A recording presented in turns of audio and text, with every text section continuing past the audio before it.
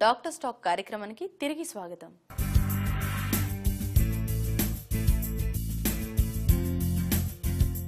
దీర్ఘకాలికంగా బాధపడే వారికి వేరే సమస్యలు ఏమైనా వస్తాయా? ఈ స్త్రీలకి సహజంగానే ఈ నొప్పితో బాధపడే స్త్రీలకి కొంచెం వాళ్ళ జీవన శైలిలో కూడా మార్పు వస్తుంది.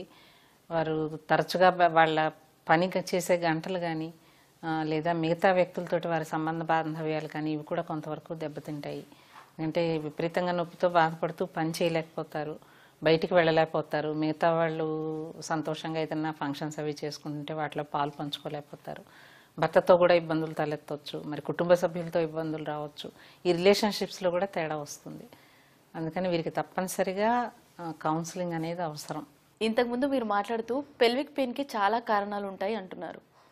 మరి దీనిని వ్యాధి నిర్ధారణ ఎలా చేస్తారు? ఫలానా కారణమని గుర్తుపట్టడం కష్టంగానే ఉంటుంది, కానీ రకరకాల పరీక్షలు చేయటం ద్వారా వ్యాధి నిర్ధారణ చేయటం జరుగుతుంది. ఉదాహరణకి మొట్టమొదటగా చేసే పరీక్ష అల్ట్రాసౌండ్ స్కాన్ చేసి చూడాలి.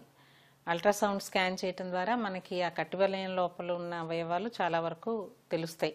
ముఖ్యంగా ఇంటర్నల్ జనరేటివ్ ఆర్గన్స్, ఈ రీప్రొడక్టివ్ సిస్టమ్ ఏదైతే ఉందో దానికి సంబంధించినవి మనం ఇందాక అనుకున్నాం కదా, ఫైబ్రాయిడ్స్ ఉండొచ్చు, ఎడినోమయోసిస్ ఉండొచ్చు. ఈ రెండు కూడా మనకి అల్ట్రాసౌండ్ స్కాన్లో తెలిసిపోతాయి.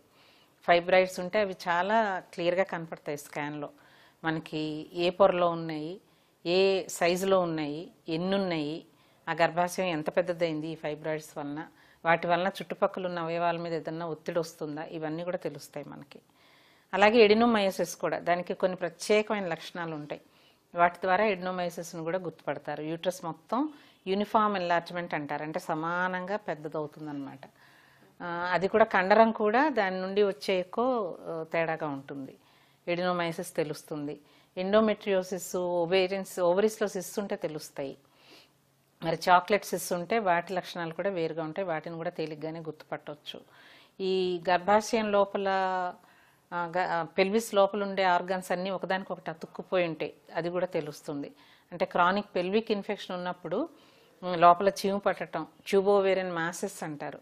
అంటే ఫెలోపియన్ ట్యూబు, అండాశయాలు ఇవన్నీ దేనికది విడివిడిగా ఉంటాయి, లోపల విడివిడిగా దేనికది కదులుతూ ఉంటాయి. అలా కాకుండా ఈ క్రానిక్ ఇన్ఫెక్షన్ ఉన్న వాళ్ళకి ఏమవుతుందంటే అన్నీ కలిపి అతుక్కుపోతాయి లోపల. ఈ పెద్ద పెద్ద గడ్డలు తయారయ్యి ఆ గడ్డలు కూడా వచ్చి గర్భాశయానికి అతుక్కుపోతాయి. విడివిడిగా కదలిక అనేది ఉండదు, మొత్తం ఫిక్స్ అయిపోయి ఒక మాస్ లాగా అయిపోతాయి అన్నమాట, ముద్దలాగా. సో అది కూడా తెలుస్తుంది. టీఓ మాసెస్ తెలుస్తాయి స్కాన్లో, మరి ఒకదానికొకటి అతుక్కుపోవటం తెలుస్తుంది. ఇవన్నీ మనం స్కాన్ ద్వారా గుర్తించవచ్చు. హెర్నియాలు కొన్ని రకాలు తెలుస్తాయి. కొంతమందికి సహజమైన రంధ్రాల్లోంచే కాకుండా ఇన్సిషనల్ హెర్నియాలు అంటారు. అంతకుముందు వాళ్ళు సిజేరియన్ సెక్షన్ కానీ లేదా వేరే ఆపరేషన్ ఏదైనా చేయించుకుని ఉంటే ఆ కోసి కుట్లు వేసిన చోట ఆ కండరాలు కనుక బలహీనంగా ఉంటే ఫేషియా, అక్కడి నుండి కూడా హెర్నియాలు వస్తాయి. ఇటువంటివి కూడా స్కాన్లో బాగానే తెలుస్తాయి. అయితే ముందు పరీక్షలన్నీ చేయటానికి ముందుగా అసలు ముందు పరీక్షించి చూస్తాం. ఆమెకి ఫిజికల్ ఎగ్జామినేషన్ అన్నమాట. అంటే నిలబెట్టి పడుకోబెట్టి అంతర్గతంగా వెజైనల్ ఎగ్జామినేషన్ చేసి ఈ రకమైన పరీక్షల ద్వారా కొన్ని విషయాలు బాగానే తెలుస్తాయి. ఇంకా దానికి తోడ్పాటుగా డయాగ్నోసిస్ చేయడానికి ఈ పరీక్షలు కూడా చేస్తాం. అల్ట్రాసౌండ్ స్కాన్ ఒకటి, ల్యాబొరేటరీ పరీక్షలు అంటే లోపల ఇన్ఫెక్షన్ ఉన్నప్పుడు మనకి ల్యాబొరేటరీ పరీక్షల ద్వారా తెలుస్తుంది. టోటల్ లుకోసైట్ కౌంట్, తెల్ల రక్త కణాల సంఖ్య పెరుగుతుంది, ఈఎస్ఆర్ ఎక్కువ అవుతుంది, ఇటువంటి వాటి ద్వారా తెలుస్తుంది. మరి షుగర్ టెస్ట్, కొంతమందికి లోపల ఇన్ఫెక్షన్ క్రానిక్ అయిపోవటానికి డయాబెటీస్ కారణమై ఉండొచ్చు. మరి total blood counts, urine test, urinary infection కారణం ఉండొచ్చు అనుకున్నాం కదా, యూరిన్ టెస్ట్ చేసి చూడాలి, యూరిన్ కల్చర్ చేయాలి, ఇన్ఫెక్షన్ ఏమన్నా ఉన్నదా అన్నది దాంట్లో తెలుస్తుంది. మరి ఇకపోతే వీటిలోనూ కూడా మనకి ఏ కారణము దొరక్కపోయినప్పుడు ఇంకా ఫర్దర్ టెస్టులు చేయాల్సి ఉంటుంది.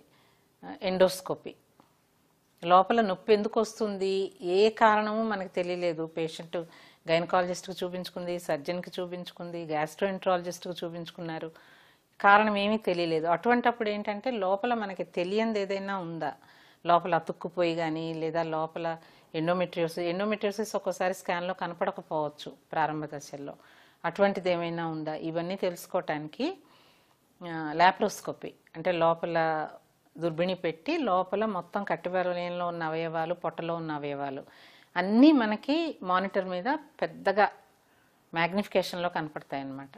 సో ఏ చిన్న ఇది ఉంటే కూడా మనకి వేరే రకం పరీక్షల ద్వారా తెలియనివి దీంట్లో తెలిసిపోతాయి. కానీ ఈ ల్యాప్రోస్కోపీ కూడా చేయాల్సి రావచ్చు. ఒక్కోసారి హిస్ట్రోస్కోపీ గర్భాశయం లోపల టెలిస్కోప్ పెట్టి చూడాల్సి రావచ్చు. మరి ఈ రకమైన ఎండోస్కోపీ గ్యాస్ట్రోఎంట్రాలజిస్టులు వాళ్ళు జిఐ ఎండోస్కోపీ అని చేస్తారు, కొలనోస్కోపీ, ప్రాక్టోస్కోపీ ఇటువంటివి చేస్తారు ఇటువంటి పరీక్షల ద్వారా. ఇవన్నీ చేస్తే మనకి చాలా వరకు కారణం ఏమిటి అన్నది అర్థం కావచ్చు. ఏ కారణము గనక దొరక్కపోతే తప్పనిసరిగా సైకలాజికల్ కౌన్సిలింగ్ కొరకు పంపిస్తాం అన్నమాట. అంటే ఒక్కొక్కసారి అంటే వారు ఇమాజినేషను ఇలా బాధపడుతున్నారని కాదు, లేదా లేని నొప్పి నటిస్తున్నారని కూడా కాదు. వారికి ఉన్న ఒక నర్వస్ సిస్టమ్కి ఉన్న సమస్య వలన అక్కడ ఖచ్చితంగా నొప్పి ఉన్నట్టు వారికి అనుభూతి కలుగుతుంది అన్నమాట. అది ఎందుకు కలుగుతుంది, దానికి డీప్ రూటెడ్ కారణాలు ఏవో ఉంటాయి. అది విశ్లేషించితేనే మనకి అర్థమవుతుంది అనమాట. అది సైకాలజిస్ట్ మాత్రమే చేయగలరు. అందుకని తప్పనిసరిగా ఒక కౌన్సిలింగ్, తర్వాత సైకాట్రిక్ కన్సల్టేషన్ ఇవి కూడా అవసరం. మరి ఈ జబ్బుకు చికిత్స విధానాలు ఏ విధంగా ఉంటాయి? అంటే ఇది ఒక జబ్బు అని చెప్పడానికి లేదు, ఎందుకంటే దీనికి చాలా రకాల కారణాలు ఉండొచ్చు అని అనుకున్నాం. మొట్టమొదటిది కారణం ఏమిటి అని గుర్తుపట్టడం. చికిత్స అనేది ఎప్పుడు కారణం బట్టే ఉంటుంది. మరి కారణం మనకి గర్భాశయంలో ఫైబ్రాయిడ్స్ అయితే ఆ చిన్న వయసులో ఉన్న స్త్రీలకి, ఇంకా పిల్లలు కావాలి అనుకునే స్త్రీలకి ఆ గడ్డల వరకు తీసేయచ్చు, ల్యాప్రోస్కోపీ ద్వారా తీసేయచ్చు, లేదా గర్భాశయం లోపల పొరలో ఉండేవైతే హిస్ట్రోస్కోపీ ద్వారా తీసేయచ్చు. మరి అలా కాకుండా ఎడినోమయోసిస్ అయితే కొన్నాళ్ళ పాటు మందులు అవి వాడి చూడొచ్చు, హార్మోన్లు ఇవ్వటం ద్వారా కొంతవరకు రిలీఫ్ అనేది రావచ్చు. కానీ మొత్తానికి ఎడినోమయోసిస్ అనే వ్యాధి మాత్రం మందుల ద్వారా నయం కావటం చాలా అరుదు. దానికి పిల్లలు పుట్టడం అయిపోయిన స్త్రీలకి ఈ వ్యాధికి గర్భాశయం తొలగించటం ఖచ్చితంగా ఉపశమనం కలుగుతుందన్నమాట. ఇకపోతే మిగిలినవి క్రానిక్ పెల్విక్ ఇన్ఫెక్షన్. ముందు ఎక్యూట్ పెల్విక్ ఇన్ఫెక్షన్ వచ్చినప్పుడు దానికి సరైన మోతాదులో సరైన యాంటీబయాటిక్స్ వాడడం ద్వారా దాన్ని నయం చేసుకోవచ్చు. అలా కాకుండా యాంటీబయాటిక్స్ సరిగ్గా వాడకపోయినా, లేదా తరచుగా ఇన్ఫెక్షన్స్ వస్తూనే ఉన్నా అది క్రానిక్ అయిపోతుంది. క్రానిక్ అయిపోయి లోపల అవయవాలని దెబ్బతిన్నప్పుడు దానికి చికిత్స వాటిని దెబ్బతిన్న భాగాలని తొలగించటమే. పెద్ద పెద్ద టీవోమా లోపల పస్సు ఉంటే ల్యాప్రోస్కోపీ చేసి కానీ కింద నుండి కానీ ఆ పస్సుని తీసేయాలి. మరి లేదా అతుక్కు పెద్ద పెద్ద గడ్డలు తయారై ఉంటే ఆ గడ్డల్ని తీసేయాలి. మరి అతుక్కుపోయింటే అతుక్కున్నవన్నీ విడదీసి వాటిని సరిచేయాలి. ఇంకా చాలా రోజుల నుంచి బాధపడుతూ ఏ రకంగానూ ఉపశమనం దొరకకపోతే మొత్తం టోటల్ క్లియరెన్స్ అంటారు. అంటే గర్భాశయం, అండాశయాలు, ఫెలోపియన్ ట్యూబులు ఇవన్నీ తీసేస్తేనే ఆమెకి రిలీఫ్ అనేది దొరుకుతుంది. లేకపోతే అంతవరకు ఇలా బాధపడుతూనే ఉంటారనమాట. పెల్విక్ ఇన్ఫెక్షన్కి చికిత్స అది చేస్తాం. ఇక చాక్లెట్ సిస్ట్లు, ఎండోమెట్రియోసిస్ అది ఉంటే దానికి కూడా ల్యాప్రోస్కోపీ ద్వారా చికిత్స చేయొచ్చు. ఆ చాక్లెట్స్ ఓవరీలో ఏదైతే నెత్తురు పేరుకుపోయిందో అదంతా తీసేసి ఓవరీని శుభ్రం చేసి ఆ లోపలి పొరని ఎలక్ట్రిక్ కరెంట్ ద్వారా దాన్ని కరిగించి ఆ రకంగా చికిత్స చేయొచ్చు. ఆ తర్వాత మందుల ద్వారా కూడా చికిత్స చేయొచ్చు. అందుకని కారణాన్ని బట్టి, అలాగే గ్యాస్ట్రోఎంట్రాలజీ సమస్య ఏమన్నా ఉంటే ఇంటెస్టైనల్ సమస్య గ్యాస్ట్రోఎంట్రాలజిస్ట్ చూస్తారు. యూరిన్కి సంబంధించిన సమస్య ఉంటే యూరాలజిస్ట్ చూస్తారు. కండరాలకి, పోస్చర్కి సంబంధించిన సమస్య అటువంటి ఉంటే కనుక మరి, లేదా డిస్క్కి సంబంధించిన సమస్య ఉంటే ఆర్థోపెడిక్ డాక్టర్ చూస్తారు.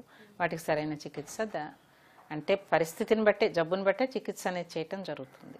మరి మందులు, ఆపరేషన్స్ కాకుండా దీనికి వేరే రకాలుగా ఉంటుందా చికిత్స?